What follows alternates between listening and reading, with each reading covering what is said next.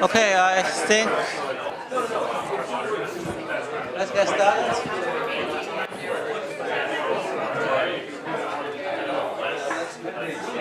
Okay, let's get started.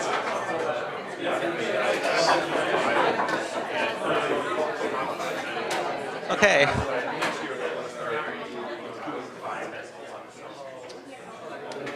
Okay, so let's get started. Very good morning and welcome to Warrren lecture. Today it's my great pleasure to introduce today's speaker, Professor Yonggang Huang from Northwestern University. Professor Huang is currently a Walter P. Murphy Professor of Civil and Environmental Engineering, Mechanical Engineering, and Material Sciences at Engineering at Northwestern. He's the chief editor of Journal of Applied Mechanics, ASME, which is a leading journal in mechanics. Prof. Huang has made seminal contributions in many fields of mechanics. To name a few, he developed a mechanism-based strength gradient plasticity theory model, atomic-based continuum theory for carbon nanotubes, and recently he was working on structural and flexible electronics. For his research, he received a long list of honors and awards, including the Guggenheim Fellowship, 2013 Draco Medal from ASME, 2016 Nadal Medal from ASME, and he's a very productive writer. He published more than 500 papers, extremely well cited. So with that, let's welcome Professor Huang. Thank you.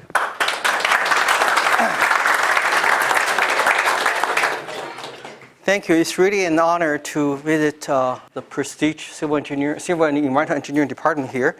It's my first visit to this department, but the second visit to the campus. I'd like to acknowledge my coworkers, Professor Yihui Zhang, who was my former postdoc, but now a professor at Tsinghua University, and my collaborator, Professor John Rogers, and who used to be at Champaign, Illinois, and now moved to Northwestern. Since Jia Liang mentioned this Journal of Applied Mechanics, I want to use the first page as an advertisement to recruit more submissions. This one, actually, I just want to show you a statistic. I became the editor of this journal 4 years ago. But right now, I'm very proud. It's a very fast journal. It's probably the fastest in mechanics in the world. The first round of reviews is, of course, it's the average. But the first round of review is 10 days. This one includes, it's not just editor's review. It's sent out, and the review comes back. And this is the average. And the second round of review, if the first round turned out the paper needs revisions, the second round of review is 24 days, but this includes both the author's revision time and the reviewer's second review time. So mostly within 34 days, on the average, a paper is accepted. Sometimes can be even quicker. So because of this fast review, the journal are doing quite well. For example, the submission has tripled since 4 years ago. It used to be 400 per year. Now it's 1,200 per year. The impact factor has more than doubled. It used to be 0.7. Now it's 1.5. And still on very good trajectory. And the acceptance rate is reduced from 50% when I became the editor, now to 16%. So it's every 6 papers, we only accept 1. So I cannot assure the paper to be accepted, but I can assure a fast review of the journal. All right. So let me mention why we do this work. The topic is mechanics-guided deterministic 3D assembly.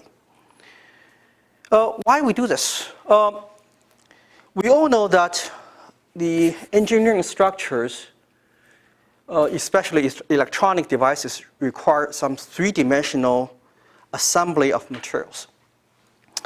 And for 3D assembly, a popular method is 3D printing. You can use 3D printing to produce very complex shapes, such as those identified here, okay, from typically small scale. But 3D printing has some limitations. One is on material types. Okay, you can really use 3D printing to do all kinds of polymer, no problem. Okay, very powerful. But you can do very limited metals. You can print very limited metals. And typically they are powdered metals. They are not, because it's from liquid. You have to print them. So those are not necessarily high quality single crystal metals needed for electronics. Okay? And it's impossible, absolutely impossible to 3D print silicon, which is really needed in all the electronics, in your cell phone, in all the computers, in everything. Okay. So for us, also, 3D printing is relatively slow. It's like building this structure here.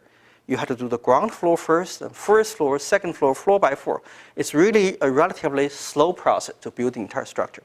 Typically, a 3D printing process can take days, weeks, or even months for a relatively complex structure.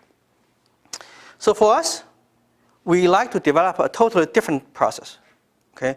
This process is, first of all, very fast.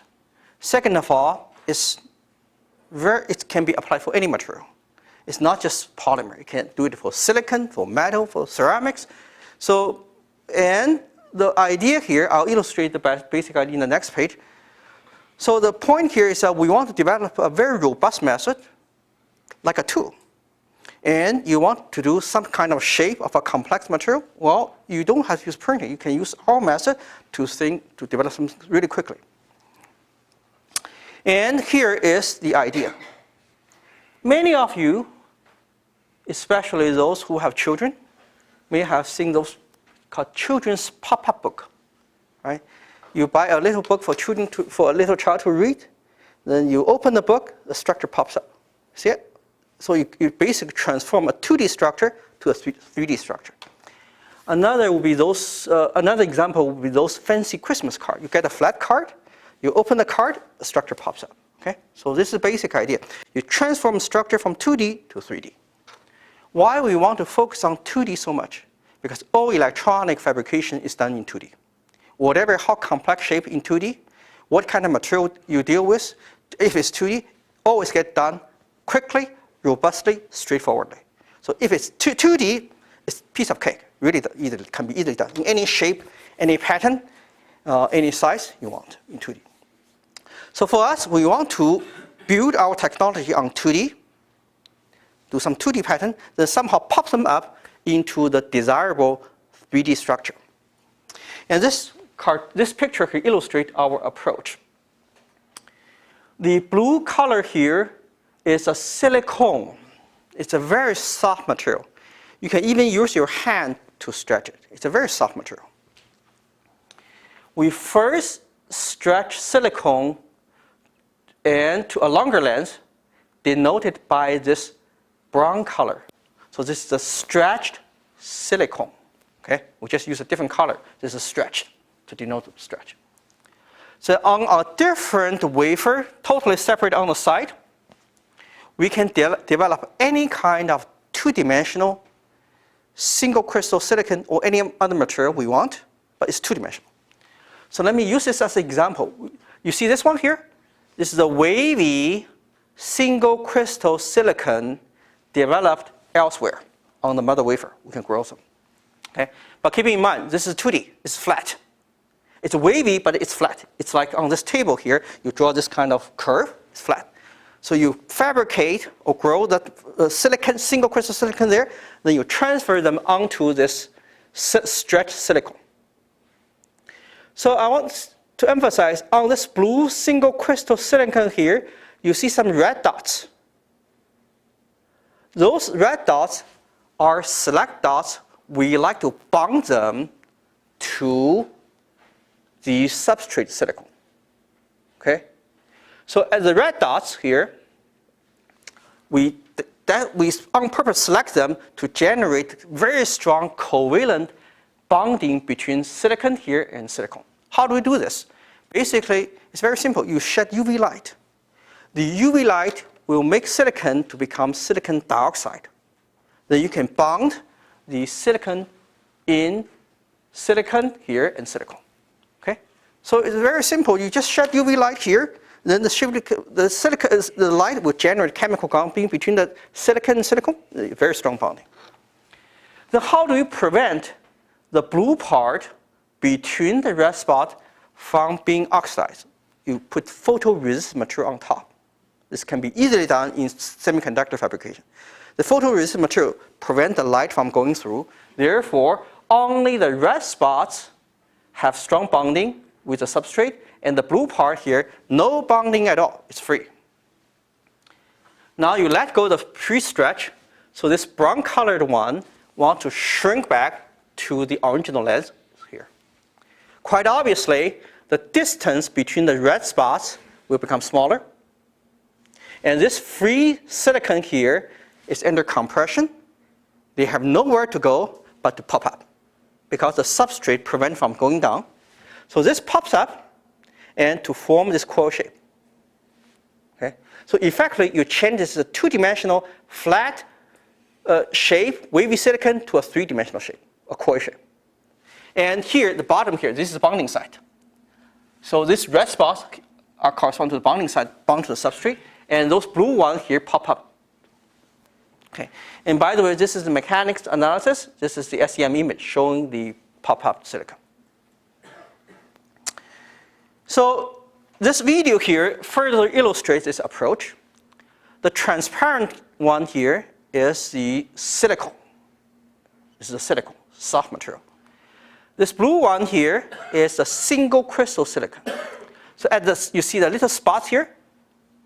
Those spots is the place where you bond silicon to silicon. Now let's release the pre-stretch in the substrate. You can see that.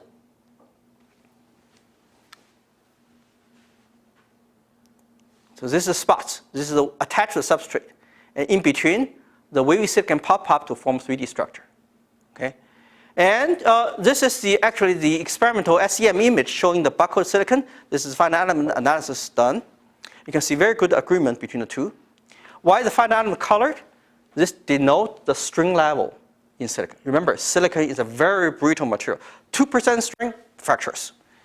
So here you can see the color here is typically green, which is roughly 0.5, 0.4%, far less than its fracture string. So silicon fabricated this way can remain, do not actually fracture, okay, using this process.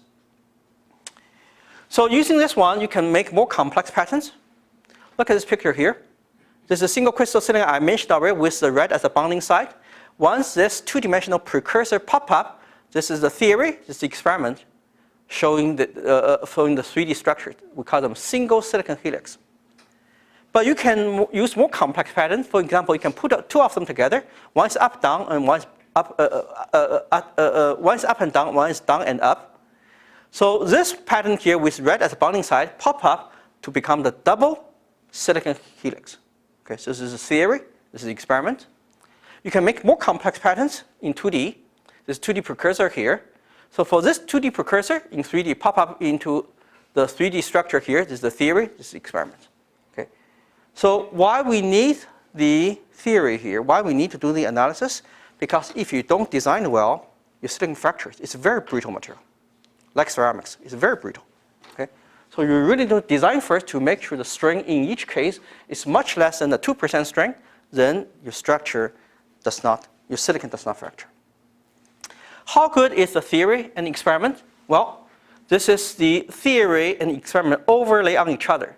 The colored one is the theoretical analysis. The gray one, do you see it here? The gray one is actual experiment. Put the two images on top of each other. You can see very good agreement between the two. So using this one, you can do more complex bending, complex loadings. You can stretch biaxially to make a larger piece of silicon, then put the silicon on top, bond them at the red spots, let go, and it pop up into a 3-layer toroid like a flower. So this is the experimental image fabricated, showing the single crystal silicon. And this is the finite element analysis. You can see very good agreement between the two. So basically, you use mechanics as a tool to design those structures first, to make sure they don't break. Then you can show the mask design to fabricate them. What kind of geometric shape can we achieve? These two red spots are the bonding site. Before buckling, this ribbon is in the plane, it's flat. Now when the two red bonding sites become closer, Then in between, it pops up in the third dimension. Okay? And of course, we do the mechanics post-buckling analysis. But I really don't want to spend a lot of time on equations, because I have been told by Super Suresh that for every equation I present in the morning, I usually lose 2 audience. For every equation I present in the afternoon, I lose 4. So thanks for arranging the seminar in the morning. But I'll try to skip complex equations, but to use the physical picture to illustrate this process. Look at the column here. Look at the second column. It's blue and red. Blue is a 2-dimensional ribbon. Look at this one here. It's a cross, a 2-dimensional ribbon. Red is a bonding site. Okay, so 4 bonding sites at the end. For this one, once the substrate pre-strand is released, then the distance between 2 bonding sites becomes smaller. This 2 distance becomes smaller, and this 2 becomes smaller. So naturally, the blue cross here pop up to form the shape. The green column here is the theory, or theoretically predicted patterns. Okay, so once they buckle, they form this shape. This one, the column for the black column here is actual experiment, showing the SEM image. So using this approach, you can form the shape of a tent, theory, experiment. If you put a circle in the middle here, you pop up to form a table, theory, experiment. Okay? You can deal with more complex patterns. Look at this one here. You generate a flower. Again, theory and experiment. I want to mention one thing. When I say theory here, there's no parameter fitting. You just follow exactly what to be done in experiment. In fact, the theory has to be done first to prevent the structure from failure. So you design certain type, like this one here, and you fabricate, then do the comparison. There's no parameter fitting. I want to emphasize in this entire design, there are 2 things important. Number 1 is a pattern, like I mentioned, cross. Number 2, bonding site, 4 red spots. So I illustrate here, look at this one. 2 triangles, 6 bonding sites in the middle. Same 2 triangles, 6 bonding sites outside. The same pattern, but with different bonding sites, you can get very different shapes. This one, you get a 2-layer flower, theory and experiment. The bonding site is in the middle. This one, 6 bonding sites outside, you generate the shape of a basket. Similarly, 3 bonding sites in the middle, you get the shape of a butterfly, and 3 bonding sites outside, you get the shape of a starfish. So basically, you can play with 2 things. What kind of ribbon you use, and where do you bond them? And you can generate very complex, different shapes. And I want to illustrate the last one here. Look at the shape here. This is the 2-dimensional precursor design. You can generate fairly complex 3D single crystal silicon this way. This structure here can also be used to form multi-floor structures. This is another advantage over 3D printing. 3D printing, you have to do it layer by layer, floor by floor. It's relatively slow. So this one, if you form the 2-dimensional pattern, look at this one here. Once they pop up, those 6 horizontal bars pop up to form the first floor. These 2 horizontal bars in the middle here pop up to form the second floor. This vertical bar pop up to become the third floor. Okay? So you can design everything in one shot. It's a planar pattern and pop up to get multi-floors. So I'll use this video to illustrate. This is the optical image. These are the mechanics analysis from different view angles. So once they pop up here, pop up, the first floor, second floor, and third floor are formed simultaneously. Okay, you can do the multi-floor and to achieve them in one shot. In addition, look at the picture here. It's fairly complex 2-dimensional precursor, but fabrication of this entire structure is as easy as fabricating a corner. Okay, it's not printing. You fabricate everything in one shot. So let's see what kind of shape this pops up to. Buckle now, and buckle into this final shape. And this is actually the experiment, the single crystal silicon, made of single crystal silicon. Okay? So you can really use mechanics as a design tool together with materials, with electronics, to fabricate complex shapes for certain applications.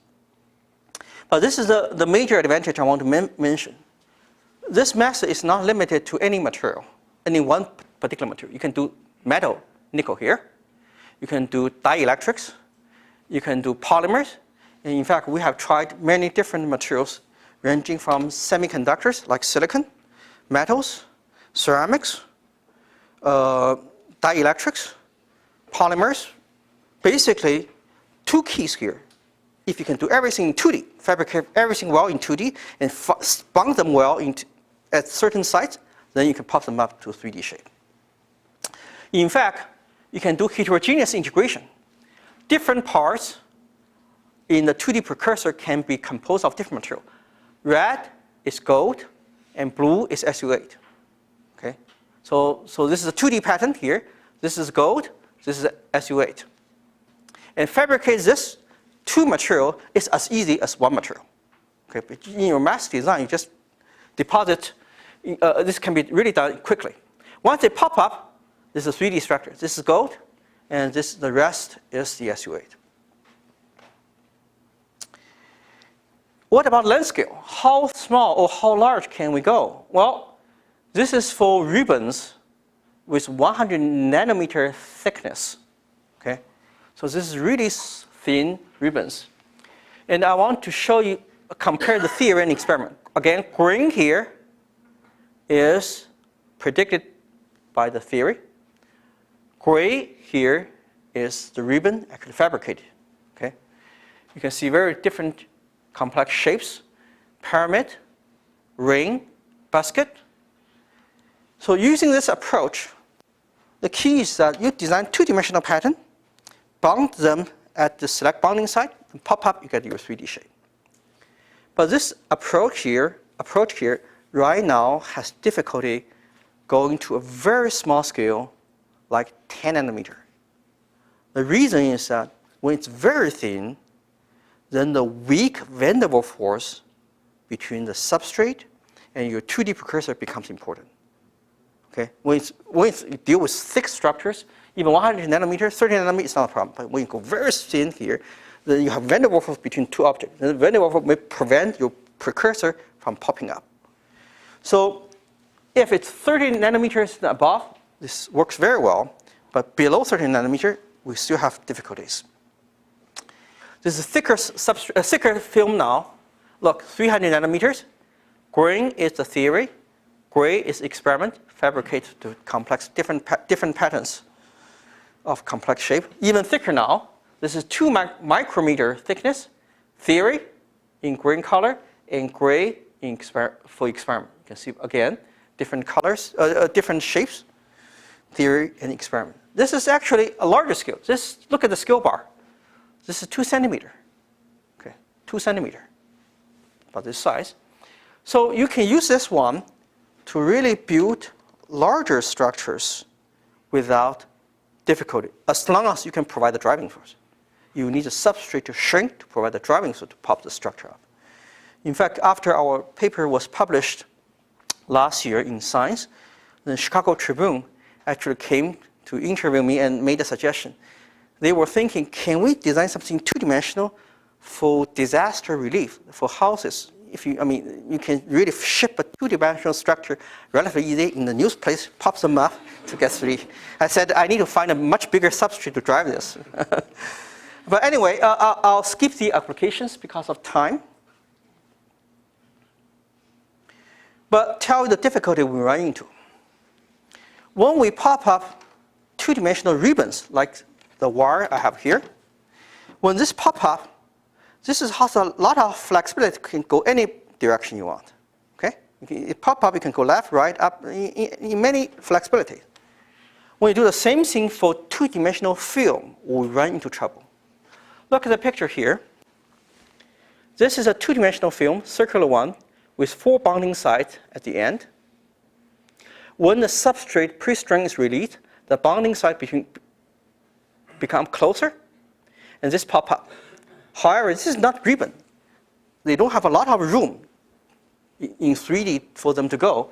They sort of film against each other, against its neighbors. So they form these sharp corners. And the sharp corners guarantee you the silicon fractures. Okay? It's very brittle material fractures.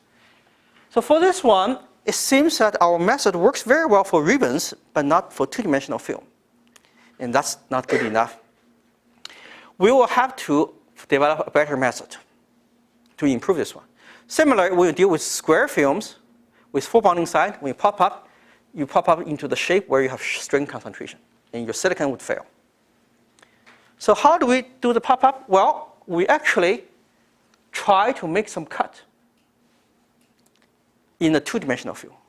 When you make the cut, this provides the sites for strain relaxation, right? In other words, this place is where you have strain concentration. If you make the cut, the strain will not build up because at the cut it's hollow. Okay? So using this structure here, once it pop up, you can get a 3D structure without material failure. Okay? You don't see those very large strain concentration anymore. Similar for the square one here.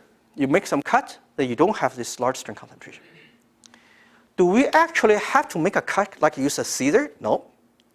It's two-dimensional fabrication. It's very easy. You just tell in the deposition process, you do not deposit material along the lines of cut. Okay? You just don't deposit material there. So fabricate this piece is as easy as this one.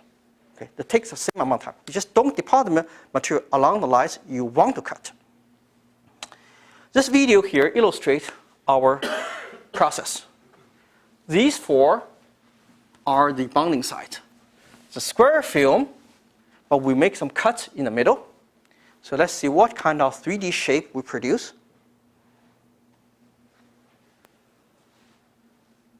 You can produce a very complex single crystal silicon, and this is the experiment. This is theory, this is the experiment, okay, using this process. And the next one is a cute one. Look, this is a two-dimensional shape. Let's see what kind of 3D shape it pops up to.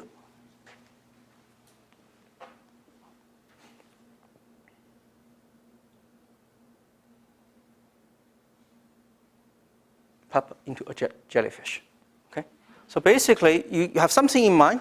This is actually a reverse problem. We want to pop up a jellyfish. We have to design a two-dimensional pattern to pop into this shape. It's really a reverse problem.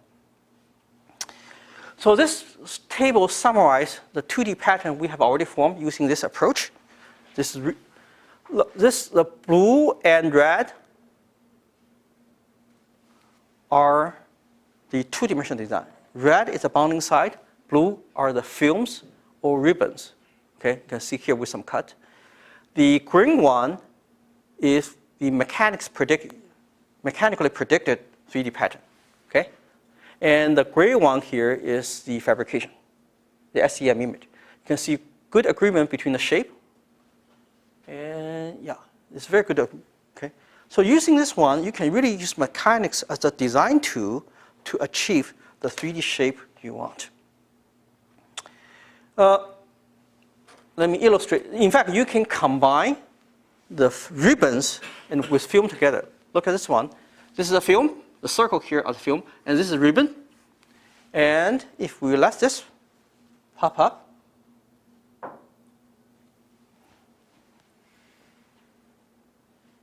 then you can form the 3D shape.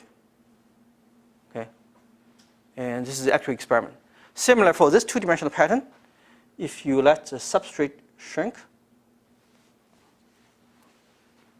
then you can form, this is the final shape producing experiments.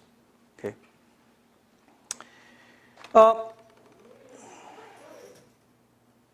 So this table summarizes the theoretical predicted pattern. The green is the theory predicted pattern and the experiment. But this experiment is at the larger scale, 20 centimeter. 20 millimeter for the scale bar. But as I said, you can do this for large scale as well for small scale. This is a small scale experiment. Okay? This is really the micrometer range. So the approach here can work very well for both small and large scales if you can design the pattern and bounding side, and you can provide the driving force. But we run into the trouble when we want to design a very complex structure with sharp edge. For example, look at this room here. You have ceiling, you have wall, and you have a sharp edge. What if we want to produce a sharp edge? Typically, when you look at buckling structure, either ribbons or films, they are very smooth. You don't have this sharp edge produced. Okay? So can we produce some structures that has a sharp edge needed for certain applications? Well, the idea is do not use a uniform thickness. Again, red are the bonding site. Blue is a ribbon here. But gray here is also the ribbon with a reduced thickness. On purposely, we make the gray part thinner than the rest. So this part has a thickness of T2. The regular blue part has a thickness of T1. So let's see what kind of shape it produces if we make a large difference between the two thickness. This is for the thickness ratio of 1 to 6. Okay? Then you can really produce a sharp edge. Look, this is experiment, this is simulation. Okay, you can produce a sharp edge. But when you make thickness 1 to 1, it's uniform, then you produce this Euler buckling. It's Euler buckling. So using this approach by control the thickness, then you can produce very sharp edge and corners also. And I want to mention that producing the narrow or thinner cross-section in 2D is easy. Okay, you just tell at that location you do not deposit the same amount of material as the rest. Okay, so the deposition part is really easy. So look at the structure here. Red at the bonding side, blue is the uniform thickness, and the gray part here, gray here, and that has a reduced thickness, and then you can produce this shape, okay, with the sharp edge. So this picture illustrates the shape here. This is the uniform film except these 8 lines. On those 8 lines, on purposely we make thinner, we make a reduced thickness. In addition, we on purposely makes this 2 bonding sides not aligned. Okay, this not horizontal line. So this can produce a twist. So let me use the video here to illustrate. Keep in mind, I have 8 lines with reduced thickness and see what kind of shape it produces. 4 of them already showed up. And you can see the twisting here because you keep, and this lines introduce the additional twist. You can see this additional line here. So you can produce this fairly complex shape with sharp edge. This table here summarizes, again, the 2-dimensional pattern. Red being the bonding side, blue being the uniform thickness, and gray is the reduced thickness. And this is the shape predicted by the theory. This is the actual experiment. So using this one, you can produce fairly complex shapes. This is a paper fan. Okay? And this is a 2-dimensional design here. Red are the bonding side. When they pop up, you get this is the actual experiment. This is the theory. You can make the challenge is actually the inverse problem. Okay? You have a shape in mind. How do you design a 2-dimensional pattern to pop up into that 3D shape? Okay, it's really inverse problem. So let me show you a few examples to demonstrate this inverse problem. Look at this. This is a house. It starts from flat. Everything is flat, 2D. Then you just pop it up. You get this house with a little window here. Okay. All right. And this one here, it's a car. It's not perfect. It doesn't have an engine yet. But it's really start from flat. You can design everything 2D, pops them up. Okay. In fact, we are doing one design right now. You can design a very interesting pattern in 2D. If you relax in X direction, you get a house. If you relax in Y direction, you get a car. Okay, you can design things. Yeah. So a lot of room for you to play. But the real challenge is whether we can use this approach to reproduce some structure already published by others. This is a structure published in Proceedings of National Academy of Science last year by a group from University of Pennsylvania, UPenn. They produce this shape. Okay? They have different way to fabricate it, but they generate this 3D shape. The question is, can we produce the same shape using our 2D precursor, then pop them up? So we have to solve immerse problem. We have to trial and error. But typically, at most full trials, we can produce the shape. So this is our 2D precursor. I want to illustrate. Red are the bonding sites, 6 bonding sites here. Blue are the 2-dimensional film. You see the gray here? This is the cut. Sorry, not cut. This is reduced thickness. Reduced thickness. So using this pattern, in finite elements, this is how we realize 6 bonding sites are here. 1, 2, 3, 4, 5, 6. And here it's a film and some parts with reduced thickness. So let's see what kind of shape this leads to.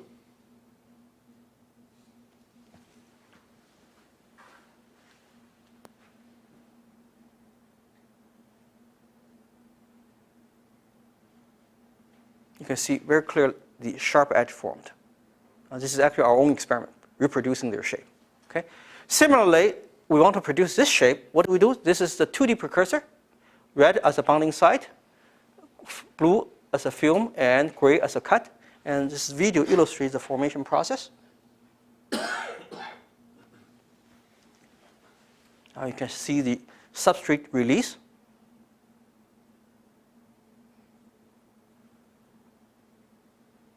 Yeah, this is the shape we produce using this one. Start from flat, you can form this. Well, let's do a bit more challenging. This is the Asian structure of Ziggurat in Iraq. Now it's ruined. I mean, it destroyed a long time ago. So we download a picture, image. We want to produce this shape. We need to come up with a 2-dimensional design to produce this 3D shape. This is a 2D design. This is actually three iterations we can reach this.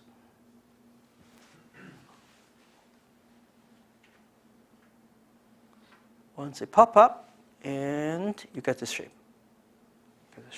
Okay? So this is really a reverse problem. So the most complex shape we have produced, but my postdoc does not let me show that but he hasn't published that yet, is the Sydney Opera House. You have seen those before? There's a very sharp edge. You can start from a flat, silicon flat, and pop up into a complex shape of 3D silicon opera house. But let me show you one simple one. This is actually, you can see the shape. This illustrates the transition from 2D to 3D. This is a 2D shape.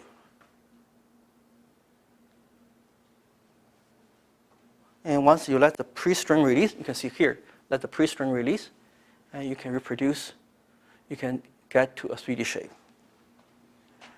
So in summary, what is the advantage of this approach? The main advantage is not limited to one material anymore. The key is, can you do it on 2D? If you do it on 2D, then we can pop up into 3D. If you cannot even do it on 2D, then don't bother. There's no way we can do it either. Okay? But if you can from 2D, then we can pop them into the 3D shape. What do we play? We play with the ribbon type of film. We play with the bonding size. Those are the two things. Where you bond them, this is important. And what's the advantage? It's rapid and in parallel. Why we say this? Because once again, 2D fabrication is rapid and in parallel. You fabricate a very complex pattern. You don't have to start from the left corner, go to the right corner. You fabricate everything in one shot. Then pop them up. The buckling process is also in parallel. We can do relatively large area, as we have already demonstrated. Materials, this is a major one. You can go from silicon, metal, dielectric, and also there are heterogeneous integrations. Okay? And very, very many different shapes. Of course, this is really a reverse problem or inverse problem. Okay? You have a 3D shape in mind. You have to design the 2D to reach that.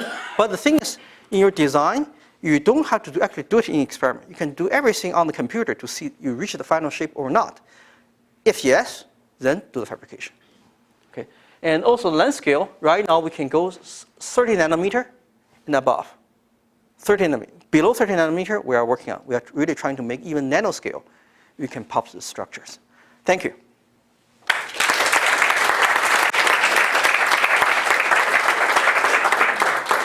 Okay, we have some time for questions.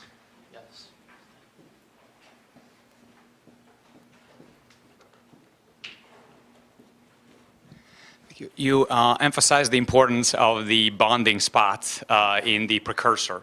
So is this structure then eventually married to the substrate, right? So nothing is plastic here, I assume. So nothing is plastic. So everything is reversible. So if you had to release those bonds, that everything would relax, right? Correct. Is there any way to kind of rethink the framework in the context of being able to freeze somehow the state that you have achieved for standalone structures? For example, playing around with some glass transition temperature or something like that. Excellent point. Excellent point. So right now, the structure, even though 3D, is on a substrate. For some applications, you may not want the substrate, especially high temperature applications. The polymer, you don't want the polymer. So one way we have already developed, the two ways we have developed. One is that on your silicon structure or whatever 2D precursor, you can make a composite. The 2D precursor sandwiched by shape memory alloy. Right? So this way, once you fabricate the material, at the buckled stage, you activate the shape memory to memorize that current stage. Then you can remove the substrate, the shape memory will keep it in shape. That's one approach, which we demonstrate successfully. The second one, we are still working on. The idea is that once you have a 3D structure, you have the substrate, which is a polymer. But on top of polymer, we deposit another layer of harder material. The harder material will provide enough stiffness to hold the structure, then you can remove the substrate.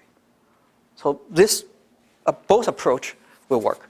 Now, one is already demonstrated, the other one is being done. We have the result, we know for sure it works. So this way you can have the standalone 3D structure without the substrate.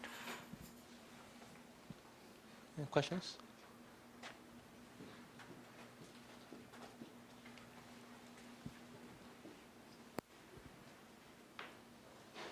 Hello, Professor. Can we use two plates that pin the 2D pattern together, both to the bottom plate and the top plate? And by this way, I think we can fabricate more complicated 3D structure.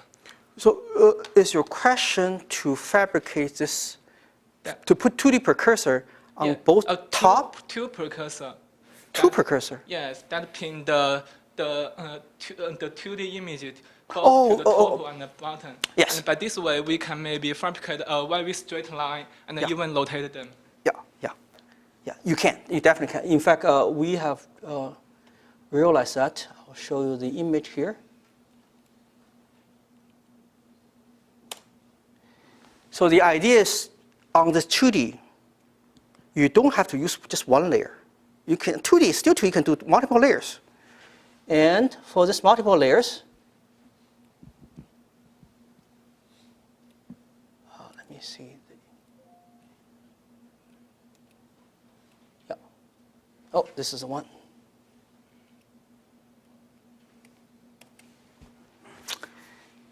So the idea here is in 2D, you don't have to do one layer. For example, these 4 layers all on the surface of the growth substrate. One layer, blue, green, purple, and brown. All 2D. And each one bound to the substrate. Then when the substrate releases, you pop them up. Why we want to develop this? Because especially when you develop electronic, the structures pop up, but the space underneath the pop-up structure is wasted. For electronic, you really want everything to be very dense. You want to use every possible space. So now, using this one, you can pop this 4 layer into this shape. So the space underneath also can be used. So let me show you the experiments here. These two are the experiments on the large scale. These two are the numerical simulations. So let's see.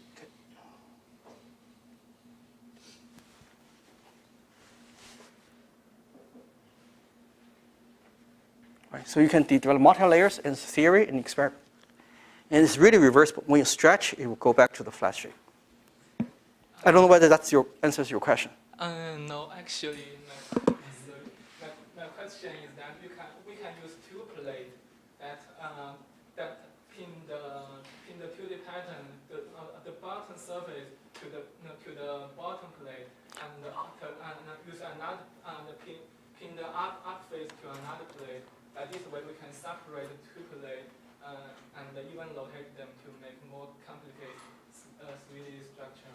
So when you say plate, it's like my substrate. Is that what you have in mind? Like a polymer. Polymer, you have the top surface, you have bottom, you want to use both surface? Yeah, that one is easy. That one is, yeah, I misunderstood your question. That one, yeah, you just deposit one on top, one on bottom. Yeah. However, over there, the major issue is alignment. If you want the top and bottom exactly at the same spot, then you face challenge.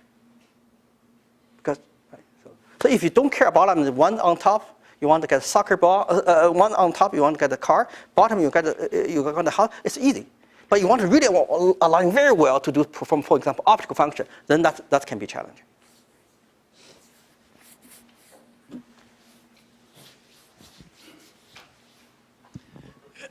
The process that you analyze and consequently your theory is nonlinear, highly nonlinear.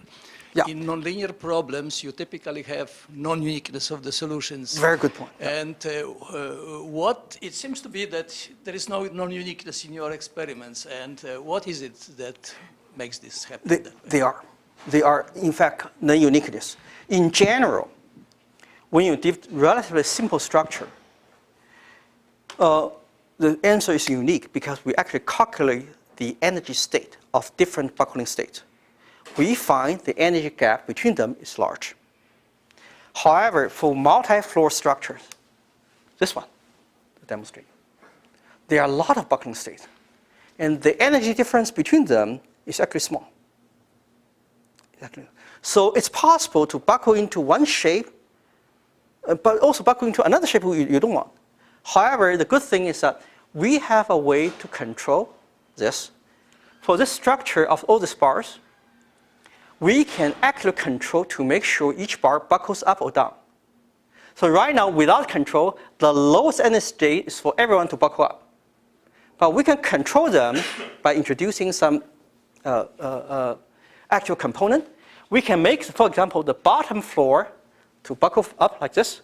The second floor, we can make them to buckle down. You can control them to guide into the another state. And the third floor buckle up. You can even control each one. You can make this buckle up, this buckle down, and you can control every single one. So you can reach the different states.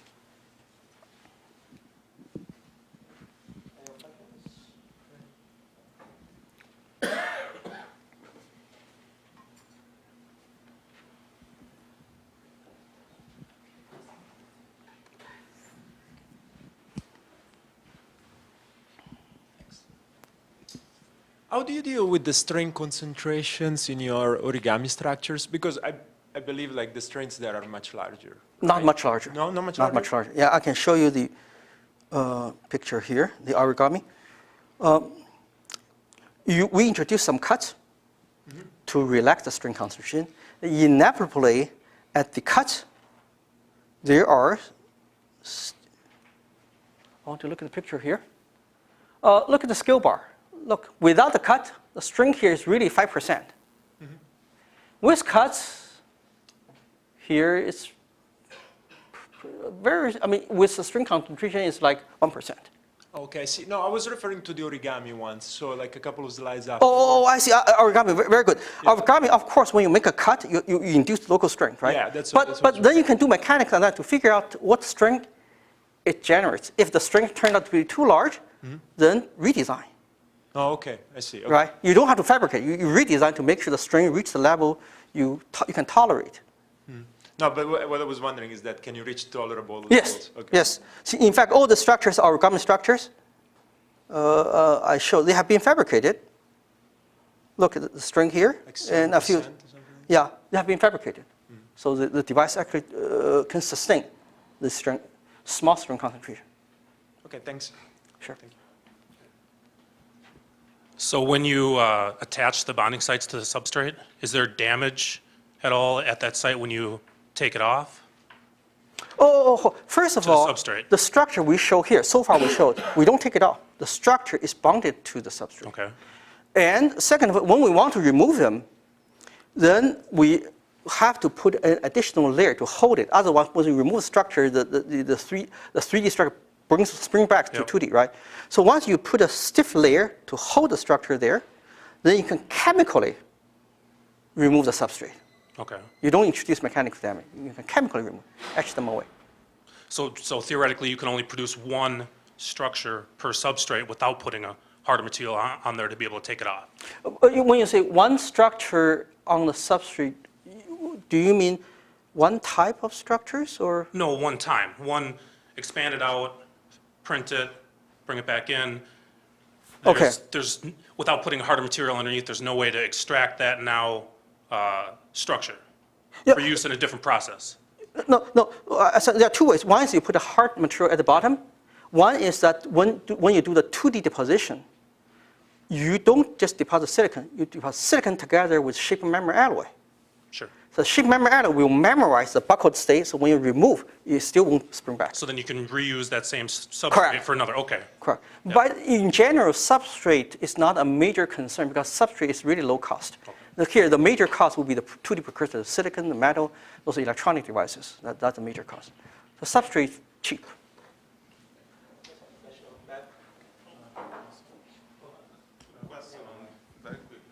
So the process, I understand, is reversible. Yes. And Yes. is there any fatigue issue? So how many? Very good question. Very good question. So we actually, for those structure, we do cyclic loading. We cycle just to see whether the structure is totally reversible or not. So up to 10,000 cycles, totally reversible. But my collaborators stopped. So actually, I was asking, how can we usually for fatigue loading, for cyclic loading for structure, we deal with 100,000 cycles, 500,000 cycles. Why we stop at 10,000 cycles? Well, the simple answer is that for electronic, you are supposed to change every 3 years. So 10,000 cycles is enough to cover 3 years warranty. And this is not really for load carrying. Yeah, because it's a soft material, it's not for load carrying. So we stopped at 10,000 cycles. But if we push much further than 100, there may be fatigue issues, but we have not really studied them yet.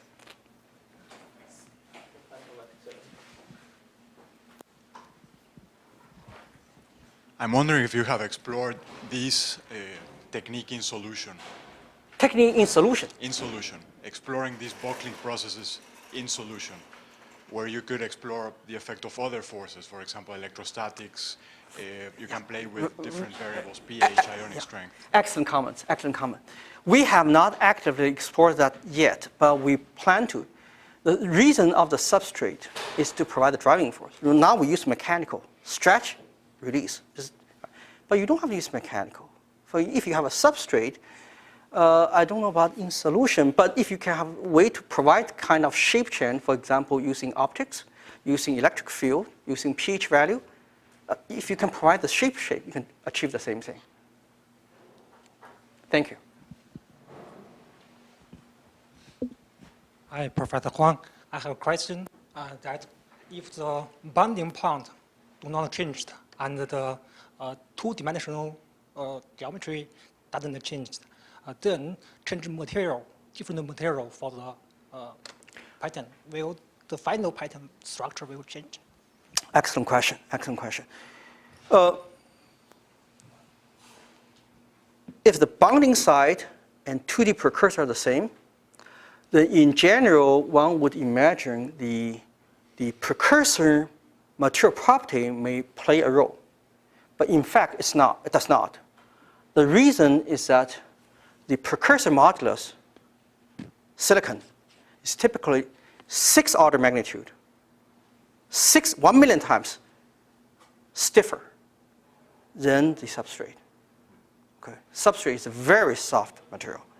So if it's 1 million times or 2 million times or 100,000 times, it doesn't matter. It's so much stiffer than the substrate. So when you change the silicon to copper, and it all produces the same shape. In fact, we demonstrate at a small scale we use silicon, at a larger scale we use some plastic. The shape is the same. Look at the shape, yeah. This is a different material. This is large scale using plastic, the small scale using silicon. The shape is the same because plastic or metal or silicon are all much, much harder than the substrate. So if it doesn't matter whether it's 1,000,000 times higher or 100,000 times, it's like infinity.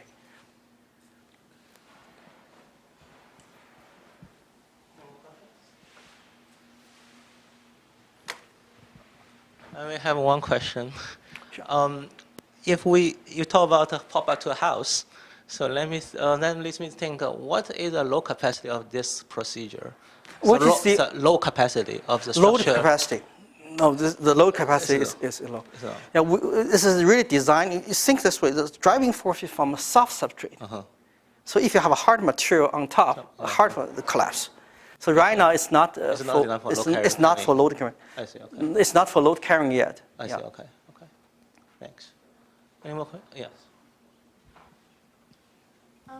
What was your success rate with this? If everything fit together perfectly? Yeah, without doing mechanics, if you just fabricate this one, the success rate is a few percent. Okay, but if you do mechanics, design everything well, then fabricate, the success rate is really high. But it still needs a few iterations.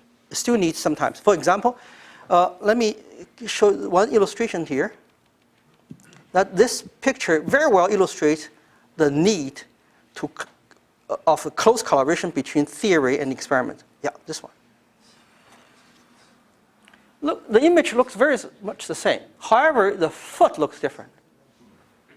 Why is that? This is because in theory, we assume it's bound so strong it doesn't fracture. But in real experiments, this bonding site may be delaminated from the substrate. Then once the delamination occurs, you lose the structure. But you cannot enforce bonding strong to be more stronger. It's already covalent bonding. So what do? You make a larger foot. Right? You cannot make the bonding strength higher, but you can make a larger contact area to hold it.